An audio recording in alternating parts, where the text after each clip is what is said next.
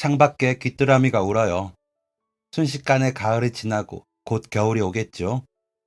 제법 찬바람이 부는 겨울을 떠올리면 붕어빵이 생각나는데 저는 붕어빵 하면 또 생각나는 사람이 있답니다. 바로 저희 남편이에요. 지금은 벌써 남편과 저 사이에 태어난 꼬물이가 어느덧 무럭무럭 자라 내년에 초등학교 입학을 앞두고 있어요. 신기하리만큼 세월이 빨리 흐르네요. 흐르는 세월을 붙잡을 수도 되돌릴 수도 없는 현실 속에서 저희 가족에게 그동안 어떤 일이 일어났었는지 사연을 보내봅니다. 워낙에 숫기 없고 소심했던 저였습니다. 자라온 환경 탓에 그랬던 건지 세상에 나올 때부터 쭉 그랬던 건지 저조차도 모르는 제 성격이었어요. 소심한 성격이 어느 정도였느냐 하면 초등학교 때 수업 도중 소변이 마려워 선생님께 손을 들고 말씀드려야 하는데 손을 들고 말하는 걸 하기가 어려워서 실수를 한 적이 있었어요. 참으려고 참았는데 실수를 하게 되는 바람에 수업 도중 손을 들고 말하는 것을 보다 오히려 반 친구들의 이목을 더 끌게 된 셈이었습니다. 놀라고 당황해서 어쩔 줄 모르고 고개를 푹 숙이고 있는 저의 상태를 발견한 뒷자리 친구가 어? 김지은, 오줌 싼다. 선생님, 김지은 좀 보세요.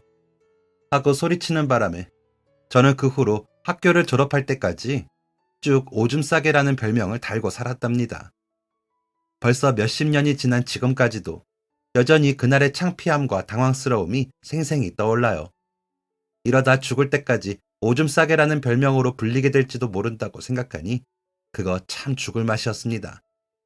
특히나 같은 반 남학생들이 큰 소리로 자주 그렇게 놀려댔었는데 놀림을 당하면 장난으로라도 쫓아가서 두들겨 패고는 하던 다른 여자친구들과는 달리 저는 지독스레 걸상에 앉아있기만을 고집했었어요.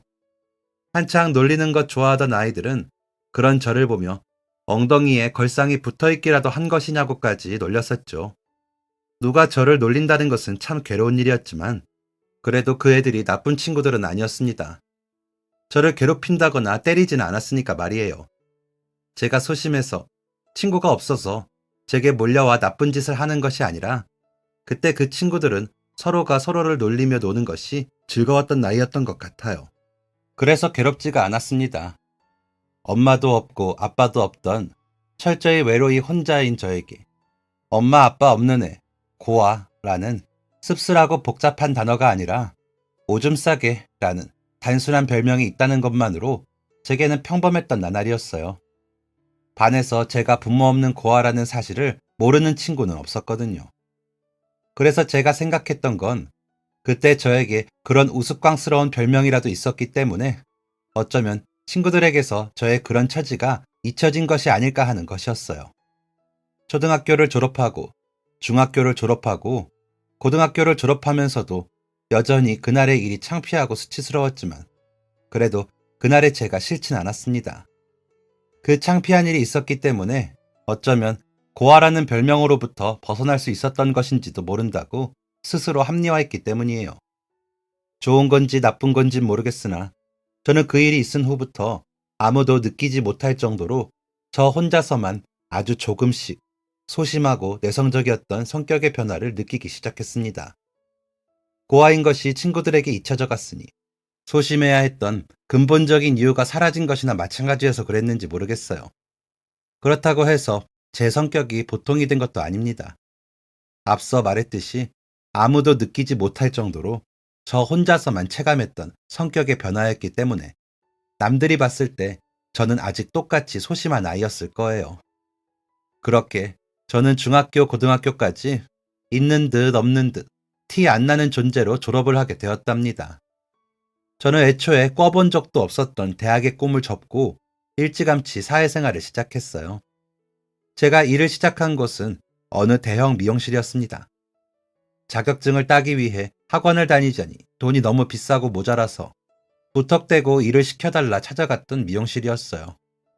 큰 평수에 직원도 학생도 많았던 그 미용실에서는 저를 견습생이라는 이름으로 출근할 수 있게 해주었어요.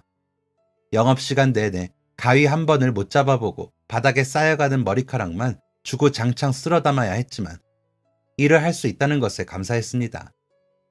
남는 시간을 틈타 다른 미용사 언니들 등 뒤로 조금씩 아주 조금씩 미용 일을 배워나갔어요. 그때 딱히 살아가는 낙이라는 것이 없었던 것 같아요. 제가 일을 해서 번 돈으로 뭔가를 배운다는 것, 그것이 소소하고 작은 제 삶의 유일한 낙이었답니다. 취미도 특기도 없고 성격마저 소심하고 내성적이던 저를 그곳의 사람들은 딱히 좋아해주지 않았어요. 학교 생활을 하면서도 마찬가지였지만 학생일 때와는 또 다른 시선들이었습니다. 특히나 미용사가 되고 싶다고 일을 시켜달라 찾아온 애가 같은 직원들에게 말 한마디 먼저 걸지도 못하는 천하의 멍청이였으니 그 누구도 저를 좋게 봐줄 리 없었어요. 저를 고용했던 점장님은 제가 시간이 지나고 적응을 하면 잘 해낼 수 있을 것이라고 생각하셨던 모양입니다. 그냥 처음에 좀 낯을 가리고 쑥스러워 하다가도 적응하면 말도 잘하고 싹싹하게 할 줄 아셨던 거예요. 소심하고 내성적인 성격으로 손님을 대하는 미용사 일을 하러 왔다고는 생각하지 못해서였던 것 같습니다. 지금 생각해보면 저는 도대체 무슨 생각으로 미용사가 되고자 마음을 먹었었는지 모르겠어요. 그렇게 사람들 앞에 나서서 말하는 것 한 번을 못하던 제가 매일 다른 사람들을 마주하면서 이런저런 말을 이끌어가야 하는 미용사가 왜 되고자 했는지. 속 터진다, 속 터져. 진짜 그렇게 입 꾹 다물고 있을 거니 너? 방금 저 손님이 나가면서 나한테 뭐라 하시는 줄 알아? 저 직원 혹시 자기한테 불만 있냐 하신다. 말을 잘 못하겠으면 웃으면서 이야기라도 잘 받아주던가. 대체 그런 성격으로 무슨 미용사가 되겠다고 여기 들어온 거야? 그 미용실에서 일을 시작한 지 2년 정도가 지났을 때 점장님이 참다 못해 화를 터뜨리며 하셨던 말씀입니다.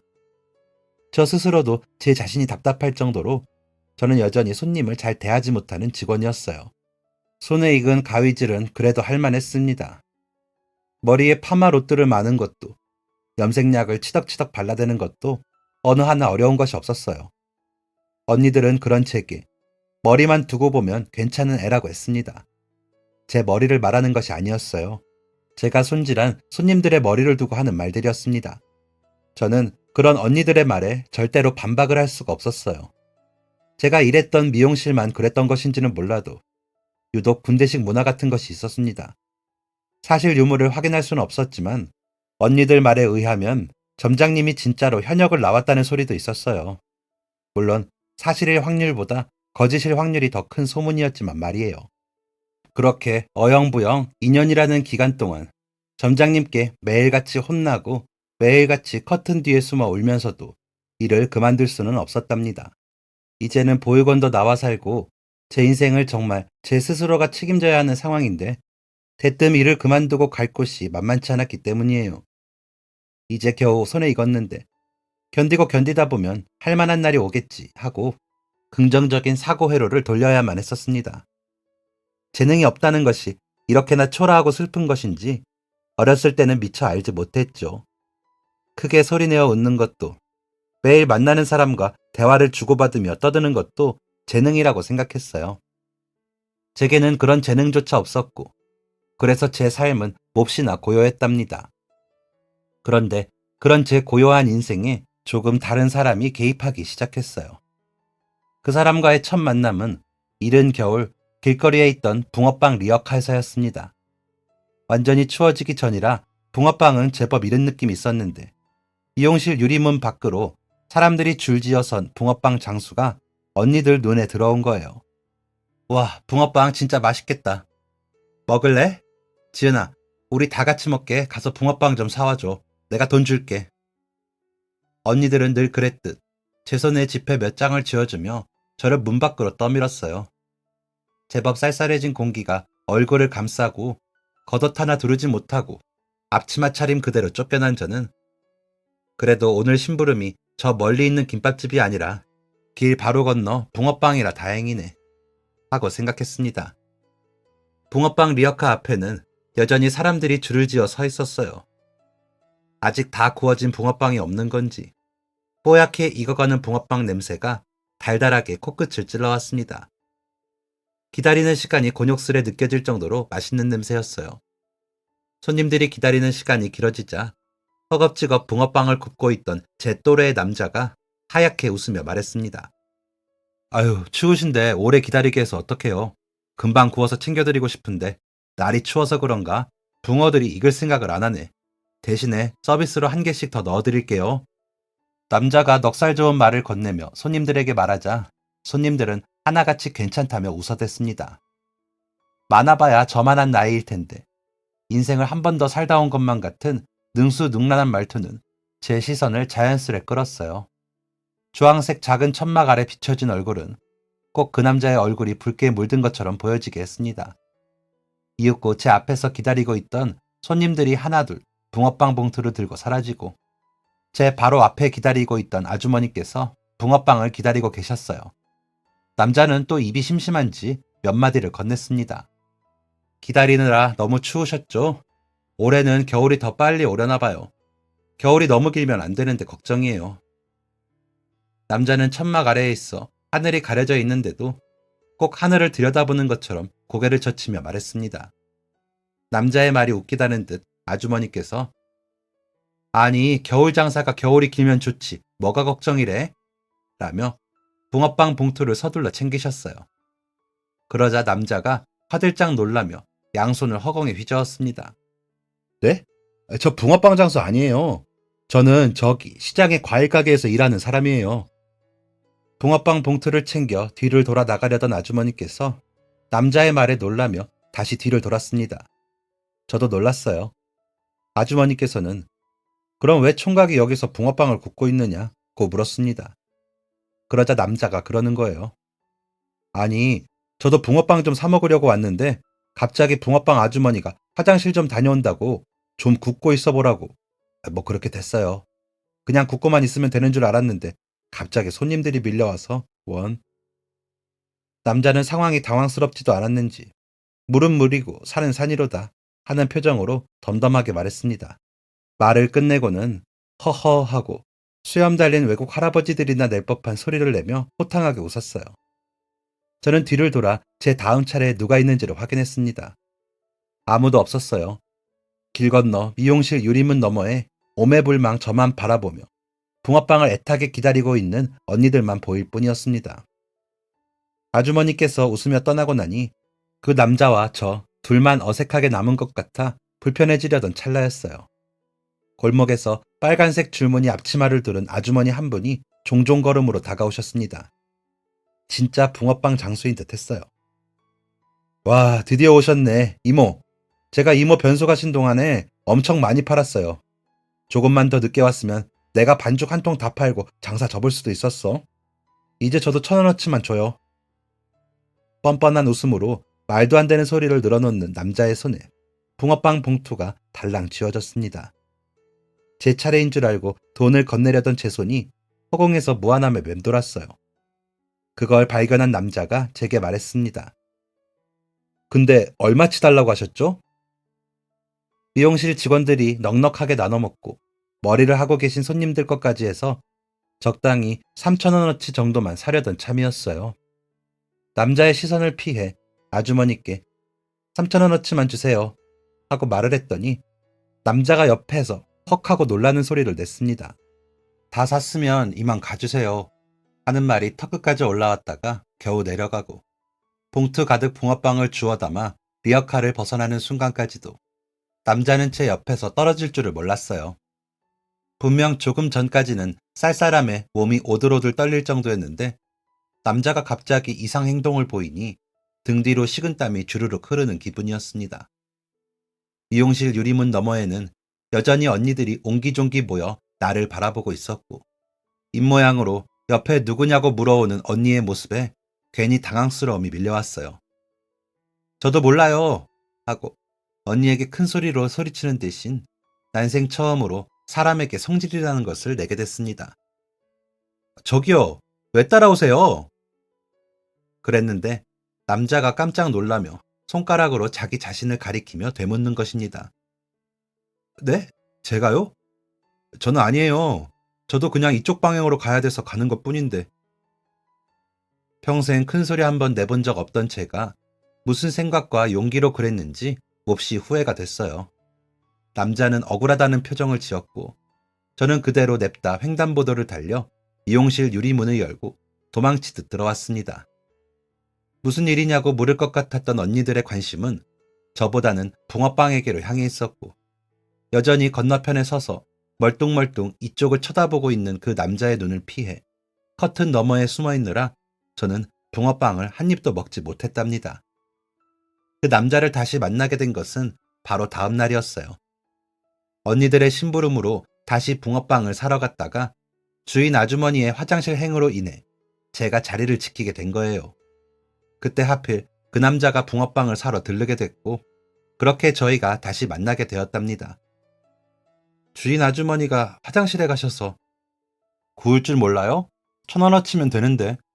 남자는 저를 자리에서 비키라고 물러세우며 안쪽 자리를 비집고 들어섰어요. 능숙하게 반죽을 짜서 구워내는 남자의 모습은 다시 봐도 영락없는 주인 아저씨였습니다. 무슨 용기였는지 생각만 하던 질문이 자연스레 밖으로 나왔어요. 붕어빵 장사 해본 적이 있나 봐요? 그랬더니 남자가 말했어요. 보육원 지낼 때 아는 형 밑에서 용돈벌이로 잠시 해본 적이 있다고. 보육원이라는 말에 귀가 번쩍 트였습니다. 그래서 저도 모르게 묻지도 않은 말을 내뱉고 말았어요. 저도 보육원에서 자랐다고. 제 말을 들은 남자가 희미하게 웃었습니다. 그럼 우리 친하게 지낼까요? 단순한 그 문장에 제 심장이 작게 콩닥거리기 시작했어요. 친하게 지내자는 말. 생각해보니 처음 들어보는 말이더라고요. 저는 꿀먹은 벙어리가 되어 아무 말도 하지 못했답니다. 저희는 그렇게 종종 붕어빵을 나눠 먹으며 친해져 갔고, 아주 천천히 서서히 연인 관계로 발전하게 되었어요. 남자와 저는 동갑이었어요. 이름은 송우영. 어쩐지 하는 짓만큼이나 이름까지도 동글동글하다는 생각이 들지 않나요? 우영이는 처음부터 그랬지만 알면 알수록 성실하고 착한 사람이었어요. 새벽부터 저녁까지 시장의 과일 가게에서 일을 하고 주경야독, 밤에는 대학의 꿈을 위해 공부를 했어요. 의사가 되는 게 꿈이라고 아무리 힘들어도 포기하지 않을 거라며 웃으면서 말하는 그 얼굴엔 저와 같은 아픔이 있다고는 믿을 수 없을 만큼 밝은 빛이 드리워져 있었답니다. 저는 그런 우영이가 신기했어요. 어떻게 그런 아픔을 가지고도 이토록 세상을 해맑게 살아갈 수가 있는 것인지 말이에요. 어떻게 살아왔는지 잘은 알지 못했지만 그런 우영이의 모습은 그가 어떤 생각을 하며 살아왔는지는 짐작을 할 수 있겠었습니다.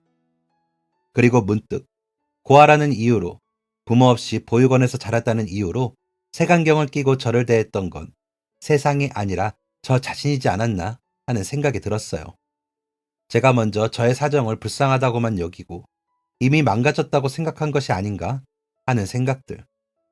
매사에 내향적이고 소극적이기만 했던 제가 우영이를 만난 것은 정말 큰 변화였어요. 심지어 우영이는 매일같이 혼이 나는 저와는 달리 과일 가게 일까지도 잘했거든요. 우영이를 만나러 과일 가게에 찾아갔을 때 그 사장님은 저를 딱 보시더니 이렇게 말씀하셨었습니다. 에구, 참 순하다. 순한 것이 순한 것을 데려왔네. 아가씨는 우리 우영이 어디가 좋아? 제 이름도 묻지 않으시고 대뜸 우영이가 어디가 좋아 만나느냐는 사장님의 말은 저를 오래오래 고민하게 했었어요. 고민하는 이유는 간단했습니다. 얼굴이 마음에 든다라고 대답하면 막상 얼굴도 좋지만 그 성격도 좋았고, 얼굴이랑 성격이 좋다라고 대답하면 얼굴이랑 성격도 좋지만 목소리도 좋았으니까요. 그렇듯 어느 하나 빼놓을 곳 없이 좋았던 때였기에 선뜻 무슨 대답을 해야 할지 고를 수가 없어 망설였던 거예요. 한참 고민하고 서 있으니 사장님께서는 촉촉하고 달콤한 파인애플 하나를 이쑤시개에 꽂아 제게 건네며 말씀하셨습니다. 그럴 땐 그냥 다 좋다고 말하면 되지. 뭘 그리 고민해. 자주 놀러와. 파인애플도 있고 오렌지도 있고 바나나, 사과, 배, 먹고 싶은 거 다 있어. 그 후로도 저는 우영이가 일하던 그 과일 가게에 자주 방문했어요. 저도 일을 하느라 시간이 없긴 했지만 저보다 더 바빴던 우영이였기에 조금이라도 더 오래 자주 보려고 그렇게 했습니다. 의사가 되고 싶어 남는 시간에 공부를 한다던 우영이의 그 시간을 방해하고 싶지 않아서 혼자 내린 결정이기도 했어요. 시장 손님들을 상대로 그 살가운 웃음과 말투로 과일을 파는 우영이의 모습은 마치 시원한 사이다 한 잔을 들이킨 것 마냥 속이 시원한 풍경이기도 했어요. 그렇게 보고 있는 것만으로도 즐겁고 행복했습니다. 다행히 우영이도 그런 시간들을 좋아해줬어요. 우영이의 하루 일과는 늘 같았거든요. 매일 새벽에 시장에 나와 장사를 준비하고 하루 종일 살가운 웃음으로 장사를 하다 가게가 문을 닫으면 살고 있는 고시원에 틀어박혀 공부를 했습니다. 그럼 저는 고시원으로 반찬이나 국 같은 것들을 만들어 가져다 줬어요. 그렇게 겨우 4개월을 만났나? 갑자기 그 생활이 끔찍해졌답니다. 우영이에게 제 마음을 솔직하게 사실대로 털어놓아야겠다는 생각이 들었어요. 그래서 쉽지 않았지만 용기 내어 말을 꺼냈습니다. 그러면서도 제 말을 듣고 우영이가 어떤 표정을 지을지 조금 두렵기도 했어요. 우영아, 나 도저히 이렇게 더는 못 살겠어. 우리 결혼할래? 거창한 거 필요 없고 이도저도 필요 없고 그냥 우리 둘이서 같이 살자. 나 너랑 살아야겠어. 그렇게 길지 않은 말이었어요. 그럼에도 심장이 너무 빨리 뛰어 숨이 잘 쉬어지지 않는 기분이었습니다. 우영이가 놀라서 눈을 동그랗게 뜨고 저를 쳐다봤어요. 뛰어본 적은 없지만 거의 번지점프를 하기 전의 심정처럼 몹시 떨리는 순간이었어요. 난 정말 너무 좋지. 결혼하자. 내가 먼저 말하고 싶었는데 이런 말 먼저 잘 하지도 못하는 너한테 이런 말 하게 만들어서 미안하고 고마워. 나랑 살자, 김지은. 우영이는 대답을 하면서도 진심으로 놀란 표정을 지우지 못했어요. 저조차도 제 입으로 뱉고 있다고 생각하면 믿어지지 않는 순간이었으니 우영이는 더 했으리라 생각했습니다. 그렇게 저는 송우영이라는 남자의 성실함과 믿음직한 모습 하나만 믿고 영원을 약속하게 되었습니다.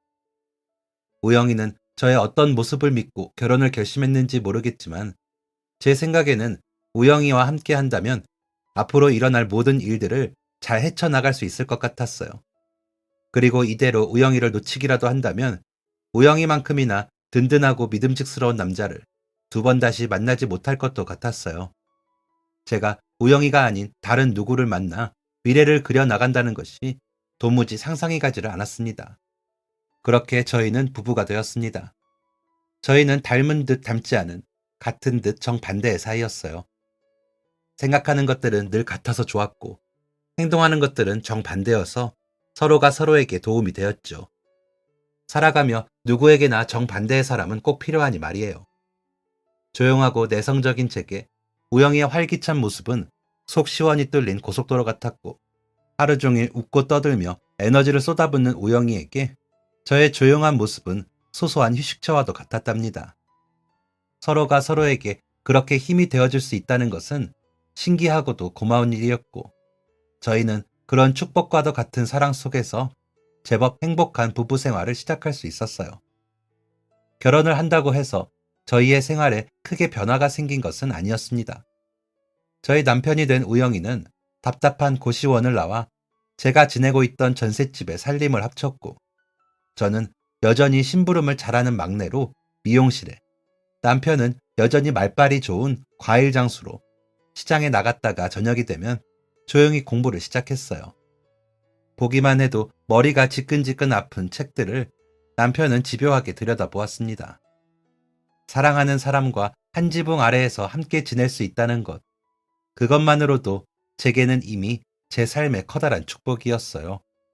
그런데 저희에게 그보다 더 큰 축복이 찾아오게 되었습니다. 뱃속에 너무도 소중한 아이가 생긴 거예요. 남편이 수능 시험을 잘 치르고 나서 그렇게 된 것입니다. 기쁜 일의 연속이었어요. 얼굴을 찌푸릴 일이 조금도 없었어요. 남편이 입학을 앞두고 과일 가게 일을 더 많이 나가고 저 역시 불러오는 배를 붙잡고 할 수 있는 데까지 해보겠다며 일을 나갔지만 하나도 힘들지 않았습니다. 저희 가족에게 좋은 일만 있을 거라고 그렇게 믿어 의심치 않았기 때문이에요. 그러나 제 배가 만삭이 되어 출산 예정일을 얼마 남겨두고 있지 않았을 때 제가 보육원에 버려졌던 것보다도 비교할 수 없을 만큼 더 큰 불행이 제 인생에 찾아오고 말았습니다. 지은아, 아이고 어쩌면 좋아. 지금 빨리 병원에 가봐야겠다. 남편이 출근한 지 30분도 되지 않아 과일 가게 사장님으로부터 걸려온 전화였어요. 당장 병원에 가보라고 택시까지 집 앞으로 불러주시던 사장님의 목소리는 누군가 죽기라도 한 것처럼 잔뜩 울부짖는 목소리였습니다. 덜컥 겁이 났어요. 택시에 올라타 남편에게 수십 통의 전화를 걸었지만 전화를 받을 수 없다는 기계음만 들려왔습니다. 극도의 불안함에 아랫배가 아파왔어요. 제발 별일 아니기를 기도하고 또 기도했어요. 그리고 응급실 문턱을 막 밟고 들어섰을 때 시끄러운 기계음과 함께 분주한 사람들의 모습이 가장 먼저 눈앞에 보였습니다. 의사와 간호사가 둘러싸고 있는 사람의 발끝에는 익숙한 양말이 걸려 있었어요. 피범벅이 되어 걸려있는 양말.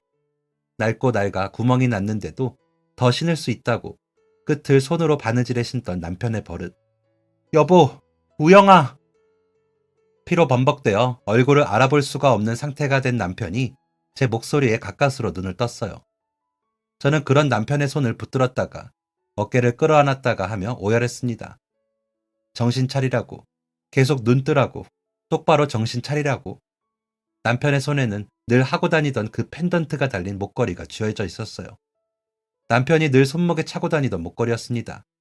처음 만났을 땐 팔찌인 줄로만 알았었는데 남편에게 옛날 이야기를 듣던 중에 그게 팔찌가 아니라 목걸이였다는 사실을 알게 되었었어요. 어릴 때는 목에 차고 있었는데 지금은 목에 차기엔 작아져서 팔에 두르고 다닌다고 했었습니다. 펜던트도 있다며 따로 간직하고 있는 것을 꺼내어 보여주며 남편은 말했었어요.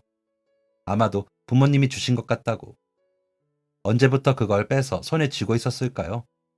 남편은 사고가 난 순간부터 이미 자신의 운명을 예감이라도 했던 걸까요? 붙잡은 제 손에 쥐어주려는지 힘을 주던 남편은 그렇게 피범벅이 된 채 눈을 감았습니다. 30분 전까지만 해도 얼굴을 마주보며 저녁에 뭘 먹을지 이야기하던 사람인데 그 짧은 시간 만에 교통사고를 당해 눈을 감고 제 앞에 누워있다는 것이 믿어지지 않았어요.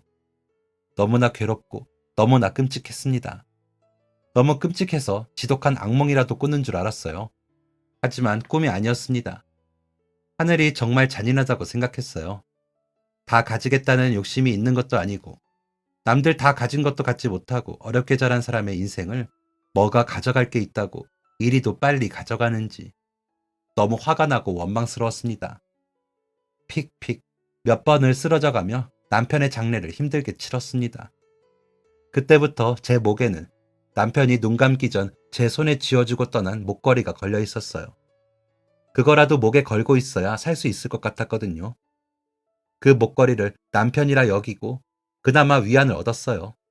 사실 너무나 절망적인 마음에 나쁜 생각이 들지 않았던 것은 아니지만 남편을 따라가기엔 제 뱃속엔 곧 세상 밖으로 나와야 할 아이가 있었습니다. 그래서 꼭 참아내야 했어요. 그렇게 얼마 후 아이가 태어났습니다. 아이가 너무 예쁘고 사랑스러웠지만 하나도 기쁘지 않았어요. 남편이 죽은 지 며칠 되지도 않았는데 그 어떤 기쁨이라 한들 저를 웃게 할 수는 없었거든요. 아이는 남편을 닮아 이목구비가 진하고 눈동자가 맑은 아들이었어요. 세상 가장 큰 슬픔 속에 태어날 수밖에 없었던 슬프고도 사랑스러운 저희 아이의 이름을 저는 은우라고 지었어요. 제 이름과 남편의 이름을 한 글자씩 따온 이름이었습니다. 아이는 다행히 건강했어요. 엄마의 슬픔을 알기라도 하는 건지 온순했어요. 아이의 얼굴을 보고 있으면 그래도 미소가 지어졌습니다. 그러다 아이를 제 몸에서 떼어내고 나면 막막한 현실에 눈물이 났어요. 더 이상 남편이 내 곁에 없구나. 죄 없는 가슴을 주먹으로 내려치며 엉엉 울었습니다. 몸조리도 채 끝나기 전에 저는 아이를 품에 안고 일자리를 찾아다녔어요.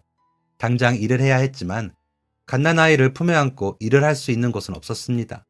가장 먼저 일하던 미용실에 부탁을 드려봤지만 미안하다는 대답만 돌아올 뿐이었어요. 몇 군데를 더 알아보다 차갑고 냉담한 현실 앞에 더 흘릴 눈물도 없어졌을 때쯤이었어요. 과일가게 사장님으로부터 연락이 왔습니다. 지은아, 몸은 좀 괜찮니? 아무래도 내가 마음에 걸려 전화했다. 애 데리고 가게로 나와. 내가 지금 너 사정 모르는 것도 아닌데 애 여기 쪽방에라도 두고 돈 벌어 가. 힘들겠지만 내가 옆에 있으면 좀 낫지 않겠어? 네가 어디 마음 편히 기댈 곳이 있기를 하니 뭐가 있니? 제 사정을 눈치채신 사장님께서 아이를 쪽방에 두고 과일 가게에서 일을 하라는 말씀을 해주셨습니다. 그 순간 눈 녹듯 긴장이 풀렸어요. 감사합니다. 감사합니다. 이번엔 죄 없는 허벅지를 죄다 꼬집어가며 우는 소리가 핸드폰 너머로 넘어가지 않게 애를 썼습니다. 감사하다는 말 100번, 1000번으로도 모자란 순간이었죠. 그렇게 저는 아이를 업고 과일 가게로 출근을 했어요. 아직 몸이 덜 풀렸으니 몸 쓰는 일은 손도 대지 말고 앉아서 손님 오면 돈만 받으라고 하시던 사장님. 팔라는 과일은 안 팔고 하루 종일 울기만 하는 저를 사장님은 한 번 나무라지도 않으시고 내내 우는 제 입속으로 과일을 깎아 넣어주시기만 했습니다. 그런 사장님께 감사해서라도 장사를 잘 해내고 싶었어요. 죽은 남편이 그랬던 것처럼 손님들에게 살갑게 말하고 이것저것 끼워 팔기도 하면서 말이에요. 근데 그게 참 쉽지가 않더라고요. 몸과 마음이 아직 완전히 회복되지 않아서 그런 것도 있지만 하도 소심하고 내성적인 성격으로 살아와서 그런지 손님이 왔는데 말 한마디를 못 붙이고 멀뚱멀뚱 기다리고만 있게 되더군요. 살아생전 손님들과 살갑게 웃으며 대화를 나누던 남편과는 정반대의 저였습니다. 일을 시켜주신 사장님을 생각하면 길거리에 나가 호객행위를 해서라도 손님을 끌어모으고 싶은 욕심이 들었지만 머리로는 되는 것이 행동으로 되지를 않으니 정말 곤욕스러웠어요. 움찔움찔 식은땀만 흘리며 어색한 웃음으로 손님이 묻는 말에 네, 네 하고 대답밖에 할 줄 모르는 저를 사장님은 진심으로 안타깝다 하셨습니다. 너를 어떡하면 좋니? 안타깝다, 안타까워. 나 하는 거 잘 봐. 처음에 어렵지 해버릇하면 금방 입에 익을 거야. 어쩌겠어. 나는 너 몸 쓰는 건 시키기 싫고 이거라도 해서 벌어 애기 키워야지.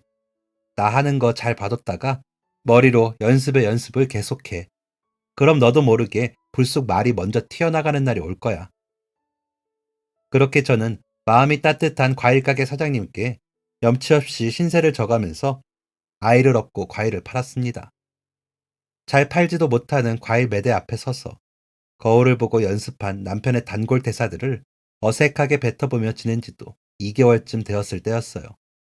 은우는 그때 막 100일을 넘어선 때였습니다. 참외는 아직 없어요? 한 아주머니가 찾아와 참외를 찾기에 없는 게 아니라 다 팔렸다고 설명을 드렸어요. 그런데 그 아주머니께서 제 설명을 듣다가 말고 제 목걸이를 한참 바라보는 것입니다.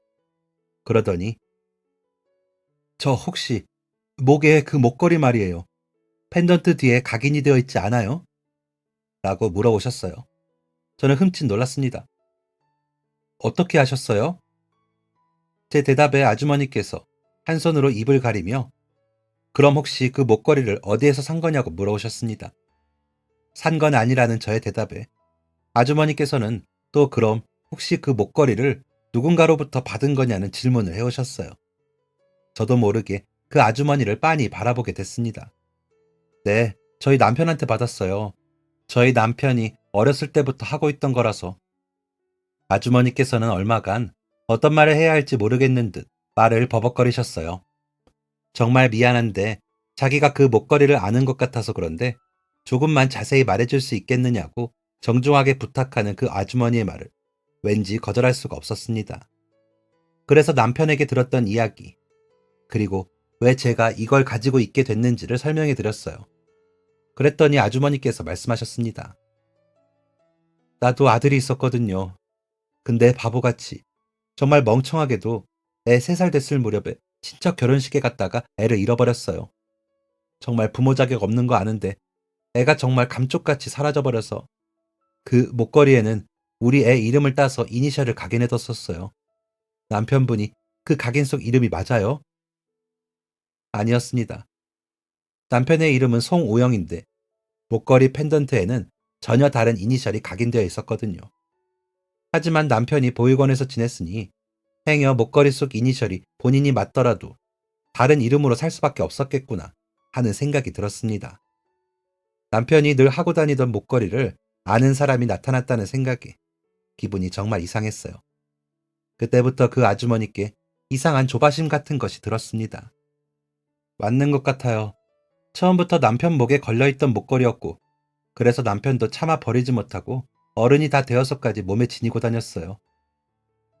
혹시나 하는 마음 같은 건 없다고 말하면서도 그래도 빼고 다니지는 못하던 남편이었습니다.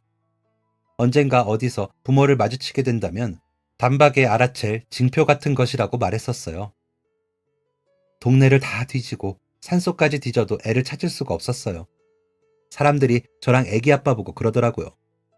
그 정도로 뒤졌는데 안 나오는 거면 아마 유괴를 당하거나 보육원으로 보내졌을 거라고. 그 후로 전국 보육원이란 보육원은 싹 다 뒤지고 다녔어요.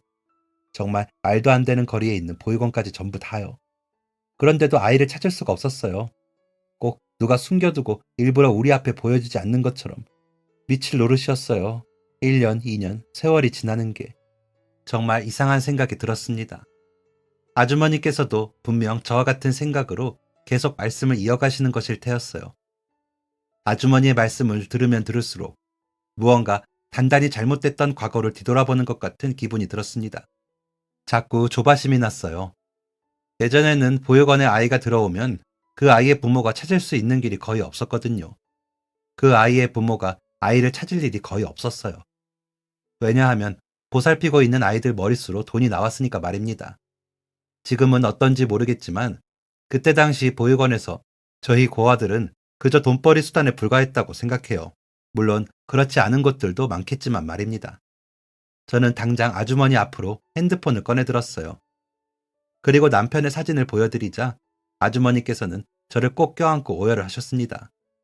시장에서 몇 번이나 봤었는데, 몇 번이나 그렇게 얼굴을 봤는데 그게 내 아들인지도 몰랐어. 몰랐어요. 시장에서 몇 번이나 봤었는데 아들인지 몰랐다며 오열하시는 아주머니의 목소리가 너무나 가슴 아팠습니다. 어느 날 갑자기 엄마라는 존재가 나타났는데 남편은 이미 이 세상에 없었다는 것이 그게 억울했어요. 물론 아주머니께서도 억울하시겠지만 이미 하늘로 간 남편은 얼마나 억울할지 감도 오지 않았습니다. 저희는 그렇게 서로를 끌어안고 억울함과 괴로움을 한참 동안이나 눈물로 토해냈어요.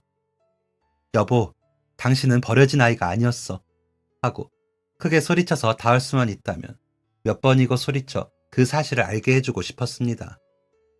버림받은 줄로만 알고 평생을 살다 세상을 떠난 남편이 불쌍했어요. 너무너무 불쌍했습니다. 그 후 그분은 자주 과일 가게를 찾아오셨고 그분이 오실 때마다 저도 반갑게 맞아들이게 되었어요. 아이를 통해서라도 유전자 검사를 해보고 싶다는 말씀에 그러시라 말씀을 드렸고 저조차도 반신반의하던 유전자 검사 결과는 핏줄이 맞다라는 결론이 나왔습니다. 그러는 과정 중에도 얼마나 많이 울었는지 몰라요. 그렇게 저희는 낯선 관계에서 송우영이라는 남자의 존재 하나로 조금씩 아주 천천히 가까워졌습니다. 저는 그분의 도움으로 그분이 가진 상가 건물에 작은 미용실을 하나 차리기도 했어요. 조용하게 운영하는 1인 샵이었습니다. 몇 번이나 거절했지만 은우를 생각해서라도 심사숙고하라는 그분과 과일가게 사장님의 말씀에 그 감사한 호의를 받기로 결정했어요. 제 미용실의 첫 손님은 과일가게 사장님이셨어요. 사장님께는 앞으로 평생 공짜로 머리를 해드리기로 했답니다. 여전히 숫기가 없어 버벅대거나 며느리가 되는 법을 몰라 당황할 때면 사장님은 제게 머리를 하러 와 비법 아닌 비법을 전수해 주시기도 합니다. 지은이 네가 다시 짝을 만나 새 출발을 위해 결혼을 하게 되더라도 아이만큼은 내가 꼭 책임져 줄게.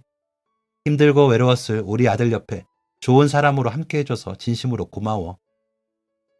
어느 날 문득 낯선 아주머니께서 예고 없이 찾아와 남편의 친엄마라고 했을 때 받아들이기도 적응하기도 참 오래 걸렸지만 지금은 친어머니처럼 가깝게 지내고 있습니다.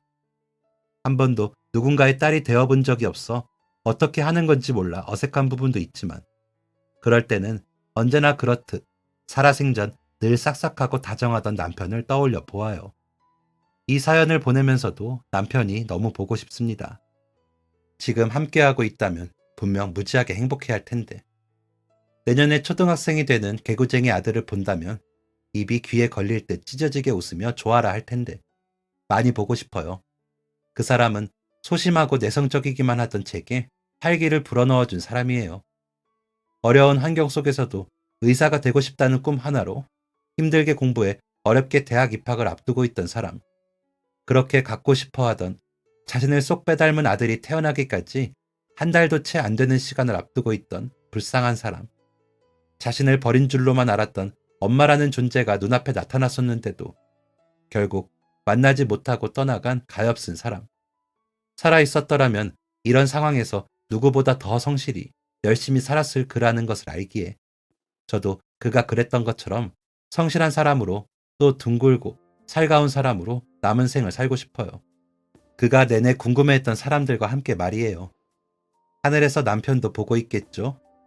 평생을 궁금해하던 자상한 어머니와 자신을 쏙 빼닮은 똘망똘망한 아들을, 그리고 그들의 곁에서 늘 남편 생각을 가장 많이 하는 저를. 제가 정말 그이가 너무 보고 싶은데 볼 수가 없으니까 그이라도 저를 볼 수 있다고 생각하면 조금 나아지더라고요. 그 사람도 저와 같은 마음이면 좋겠어요. 이 마음 사연을 보내며 달래어봅니다. 긴 이야기 들어주셔서 감사해요. 지금까지 사연 들어주셔서 감사합니다. 사연이 재밌으셨다면 구독과 좋아요를 눌러주세요. 감사합니다. 안녕히 계세요.